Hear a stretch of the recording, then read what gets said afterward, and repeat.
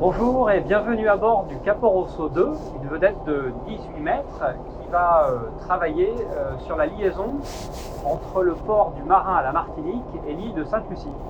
C'est un bateau qui a une capacité de 84 places dans sa configuration actuelle, mais qui est sur sa plage avant équipé de coffres et qui pourrait donc accueillir jusqu'à 100 places, exactement 97 plus 3 hommes d'équipage. 18 mètres 100 places, c'est une taille de bateau dans laquelle nous avons développé une expertise, puisque nous avons réalisé une quinzaine depuis que nous avons ouvert le chantier Odyssée Marine en 2006.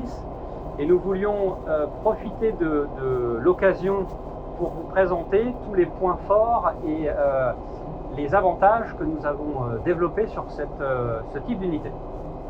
Je vous propose qu'on fasse une petite visite et on va maintenant se retrouver sur le pont du bateau. A tout de suite. On se retrouve sur la plage avant du Capo Rosso 2, qui est donc équipé dans cette configuration, comme je le disais un petit peu plus tôt, de coffre à bagages, mais on pourrait parfaitement à la place avoir des assises qui seraient en réalité en 4e catégorie. C'est pour ça que ce type d'unité, quand je disais 100 places, en réalité 97 passagers, 3 hommes d'équipage, on parle de 84 personnes en 3e catégorie et le reste des passagers en 4e catégorie. Je vous propose une petite visite de ce bateau qu'on va faire sous deux angles. D'abord, prendre une approche selon les avantages pour les passagers. On va s'intéresser en particulier au confort et à l'expérience pour les passagers. Et puis ensuite, on va regarder ce bateau sous l'angle de l'armateur pour regarder en termes d'exploitation et notamment en termes de maintenance et de coûts d'exploitation, quels sont ses avantages. Je propose qu'on commence la visite. Alors, nous voici maintenant dans le salon passager et je vais commencer par présenter quelques caractéristiques sur lesquelles on a beaucoup travaillé pour rendre l'expérience pour les passagers améliorée par rapport à ce qu'on trouve en général sur les vedettes de transport personnes. Alors le premier sujet critique sur lequel on a travaillé, c'est l'acoustique. L'acoustique, c'est un critère de qualité, c'est bien sûr également un critère de santé. Et ce qu'on a voulu faire ici, c'est quelque part que le passager, sans forcément s'en rendre compte, ait une sensation de bien-être et de confort. Et la façon dont on a travaillé sur ce sujet, c'est avec un acousticien français et on a étudié chacune des sources de bruit et sa propagation. On a étudié les phénomènes liés au moteur, les phénomènes liés aux hélices et bien sûr l'interaction entre l'eau et le bateau. Et plus récemment, on a travaillé sur l'acoustique au sein du salon lui-même. Pour résumer le résultat auquel on est arrivé, on est d'abord parti de la conformité réglementaire et puis on a progressé jusqu'à arriver aujourd'hui à un environnement acoustique au moment le plus bruyant de la navigation qui est inférieur à 75 décibels. Pour comparer quelque chose que l'on connaît bien dans l'automobile, ça correspond à l'acoustique d'une auto neuve de luxe à environ 100 km/h sur l'autoroute. Un deuxième sujet qui nous a semblé très important, c'est la lumière et plus généralement le volume dans le salon passager. Donc on a d'abord cherché à faire que le toit soit le plus haut possible, alors bien sûr sans augmenter les contraintes de tirant d'air, et la façon dont on a réalisé ça, c'est en changeant la façon de construire les superstructures. Donc pour résumer, on utilise des structures longitudinales, qui sont ces grandes poutres qu'on aperçoit ici, au centre desquelles on positionne des panneaux d'abeilles et également des hublots zénithaux. Donc ça a l'avantage d'offrir beaucoup de lumière et aussi d'apporter du confort visuel. On a donc également beaucoup travaillé sur les éclairages et sur les entrées de lumière avec ces éclairages, avec ces filtres zénithaux dont on parlait à l'instant, mais également dans la façon dont on réalise l'installation des fenêtres latérales. Comme on peut le voir, c'est des fenêtres où on va chercher au maximum la plus grande surface vitrée. Et on a quasiment l'impression d'être sur la mer. Le sujet d'après, qui nous a semblé absolument critique, ce sont les assises. Donc là, on est déjà dans une configuration avec des assises type navire grande vitesse, des assises toile tendue. Mais on a également cherché à libérer au maximum l'espace pour les pieds en positionnant les gilets dans des coffres qui sont au-dessus. Ça permet donc d'avoir plus de place, plus de confort. On est sur des sièges plus hauts comme c'est d'habitude le cas pour les navires à grande vitesse. Et c'est également des sièges très très simples à maintenir pour les armateurs. Le dernier point important s'agissant des passagers, c'est que c'est une vedette qui est conforme aux normes pour les personnes à mobilité réduite. On aperçoit ici la zone pour les fauteuils roulants. Ici se trouve un WC aux dimensions PMR et ici on a la zone de retournement. J'arrive au bout pour les avantages principaux que je voulais mentionner pour les passagers.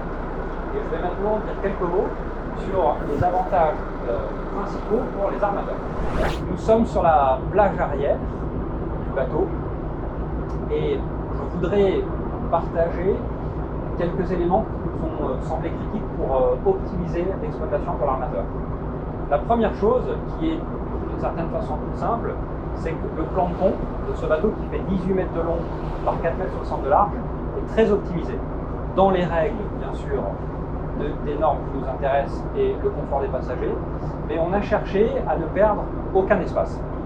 Si bien que on a réussi avec à peine 9 tonnes d'aluminium et un bateau qui fait 20 à 22 tonnes lège selon sa configuration, à transporter ces 100 passagers. Les vertus qu'on retrouve à cette optimisation, c'est qu'on arrive en pleine vitesse, c'est-à-dire 20 nœuds, à ne consommer que 120 litres par heure, ce qui fait un ratio de consommation par passager parmi les plus bas du marché, si ce n'est le plus bas du marché. Ensuite, un second élément qui est important, c'est que la version sur laquelle on est équipée de moteurs Volvo 500 chevaux qui ont un régime continu, ce qui permet de travailler à plein temps, à la vitesse maximale, toujours avec cette consommation de 120 litres par heure.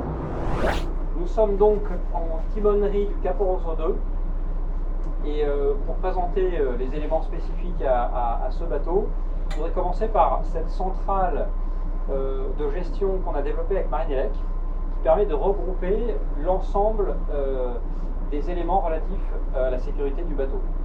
Pas seulement à la sécurité, mais en particulier à la sécurité. Ce qu'on a voulu faire ici, on peut le voir, c'est qu'il y a quelques équipements en timonerie, mais très très peu de boutons.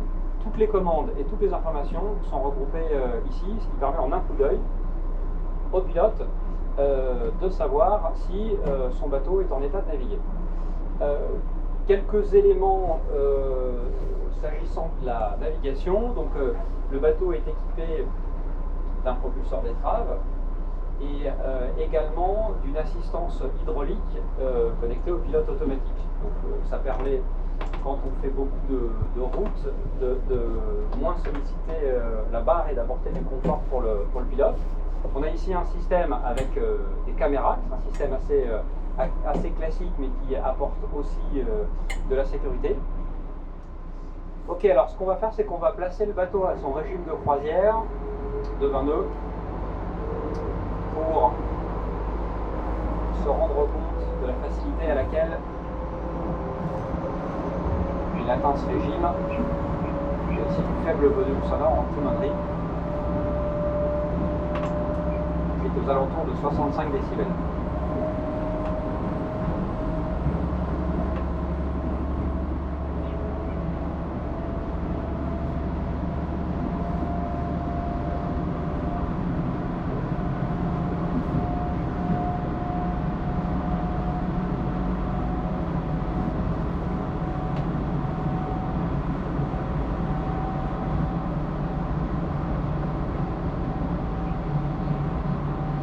Donc là, le navire est presque léger, hein, mais ce qu'on voit, c'est qu'à un petit peu moins de 1700 tours, on est à 20 nœuds. Voilà, et donc on peut vérifier la consommation, qui est de 125 litres par heure, sachant qu'on rajoute environ 5 litres quand le bateau est en pleine charge.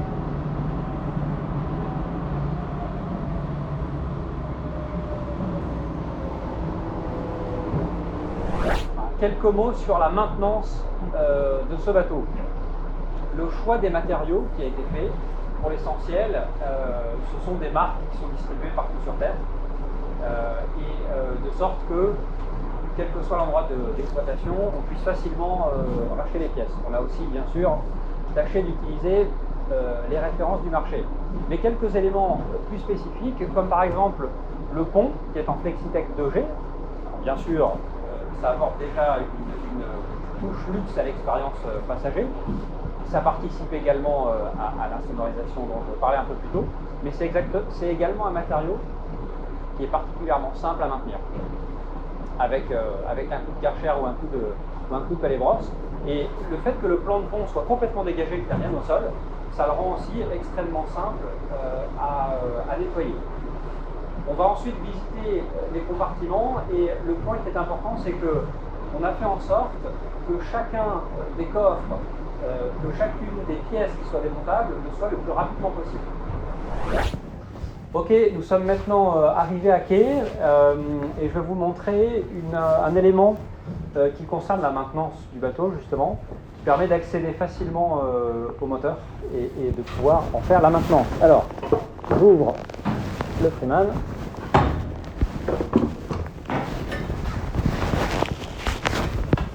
Je descends en machine.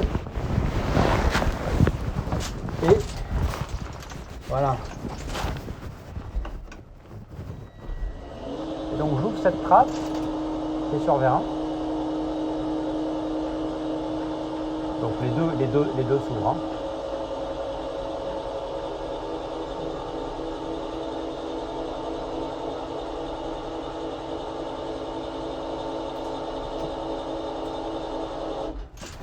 Voilà, donc on aperçoit le moteur, ce Volvo D13 500 chevaux, et donc grâce à cette trappe, on peut beaucoup plus facilement se rendre sur le moteur, autour du moteur, etc. et puis aérer la machine. Donc en ouvrant des deux côtés, on facilite beaucoup l'accès au moteur. On va maintenant descendre en machine. On se retrouve en machine, et quelques éléments sur l'architecture sur lesquels on a travaillé précisément pour simplifier la maintenance et la circulation. Alors, le premier élément, c'est qu'on a tâché de faire en sorte qu'un maximum d'éléments soient au plafond de la machine, à la fois pour dégager le sol et à la fois pour les protéger. Donc, on retrouve l'ensemble des câbles électriques qui sont dans des goulottes au plafond, et on retrouve ça dans l'ensemble du bateau, et qui descendent à la verticale directement sur les composants, ici sur la machine, et de la même façon l'hydraulique. On a ainsi moins de risque d'avoir de l'usure dans le temps en se déplaçant sur les fonds. Un autre élément aussi pour dégager de l'espace, on utilise ces panneaux LED qui sont très fins, sur lesquels on se cogne moins la tête, et en plus qui apportent une lumière très naturelle et agréable pour travailler. Les fonds sont peints. Bon, c'est un avantage déjà pour garder la machine, mais c'est surtout un avantage dans le cas où il y ait de l'huile chargée en métaux qui se retrouve quelque part dans les fonds. C'est une protection pour l'aluminium. Et d'ailleurs, on a mis un système à poste de pompe pour faciliter la vidange, qui se fait finalement assez souvent dans le cas d'utilisation très intensive, comme c'est le cas sur ce programme. Si on regarde l'arrière de la machine, on trouve un système qu'on a utilisé partout dans le bateau, un système de panneaux isolants sur lesquels sont montés les composants.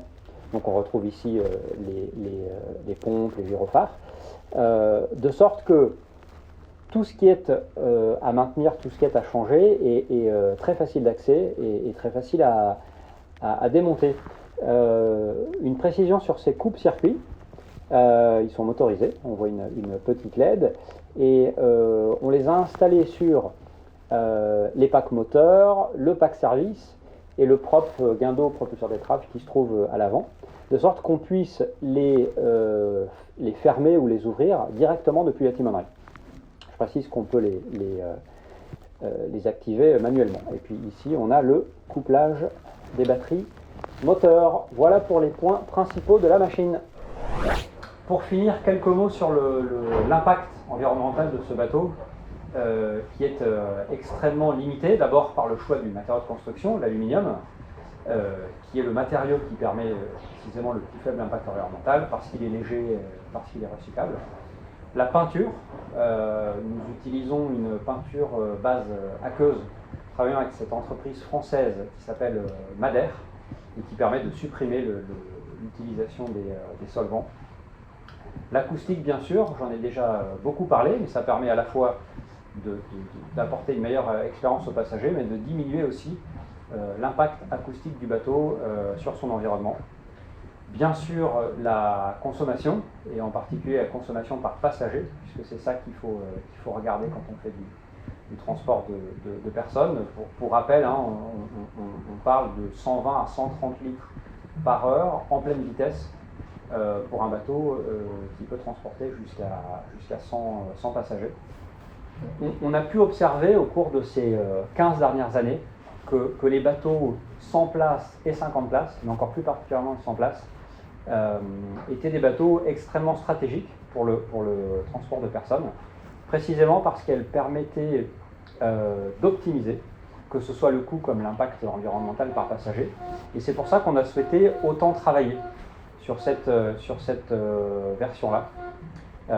On va continuer à le faire, et notre vision, du point de vue du constructeur, si je devais qualifier ce bateau, ce type de bateau 18 mètres 100 places, ce que nous avons cherché à faire, c'est d'abord bien sûr à avoir un coût par passager, à l'achat comme à l'utilisation, qui soit optimisé, mais également un impact environnemental par passager qui soit le plus bas possible. Et notre conviction, c'est que cette taille, le 18 mètres 100 places, comme son petit frère, le 12 mètres 50 places, sont des unités très adaptées, notamment au transport de personnes dans le cadre de circuits